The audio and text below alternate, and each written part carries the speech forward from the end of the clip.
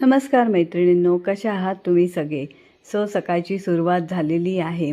आज मी विचार करत होते माहिती आहे, की आपल्या आयुष्यात ना आपण नात्यांमध्ये खूप मन आणि शक्ती आणि पैसे, एनर्जी सगळं इन्व्हेस्ट करतो. पण कधी-कधी ना आपल्याला रिटर्न्सच मिळत नाहीत.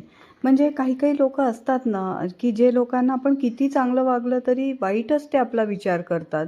आपल्या आत्मसन्मानाला ठेच लावतात, अपमान करतात.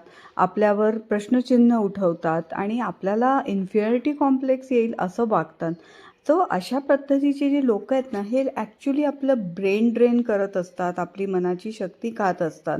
आणि एक लिमिट असतं ना, की त्याच्यानंतर आपण असं ठरवायला पाहिजे, की जी लोकं आपली मनःशांती भंग करतात, जी आपल्यावर सतत चिडचिड करतात, आपला अपमान करतात किंवा आपल्याला असं वाटायला लागतं, की मी वर्दी नाही आहे.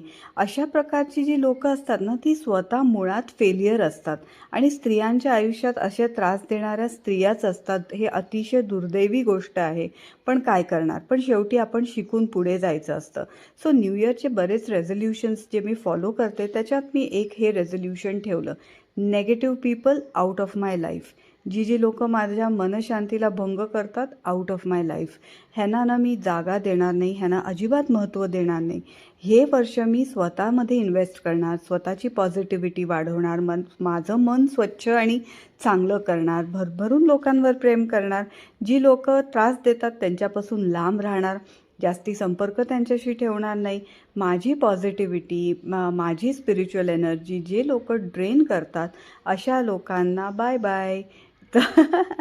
असं हे करायलाच लागतं. शेवटी आपलंही आता वय होतं आहे, 50शीकडे वाटचाल चालू झाली. किती दिवस डोक्याला ताप करून घ्यायचा? उलट आहे ते आयुष्य छान कृतज्ञतेमध्ये, प्रेमाने, आनंदाने जगायचं. जेवढं लोकांसाठी चांगलं करता येईल, चांगला विचार करता येईल तसं करायचं. स्वतःला छान खुश ठेवायचं. आपल्या कुटुंबावर भरपूर प्रेम करायचं. स्वतःला नीटनेटकं, प्रेझेंटेबल आणि एकदम पॉझिटिव्ह ठेवायचं. स्वतःसाठी छान राहायचं. झाले ना आता एवढे वर्ष, किती वर्ष आता तेच तेच, नवीन काहीतरी करायचं. अशा पद्धतीने मी माझी विचारसरणी ठेवलेली आहे. कोणाबद्दलही रागद्वेष ठेवायचा नाही, पटत नाही, बाय बाय.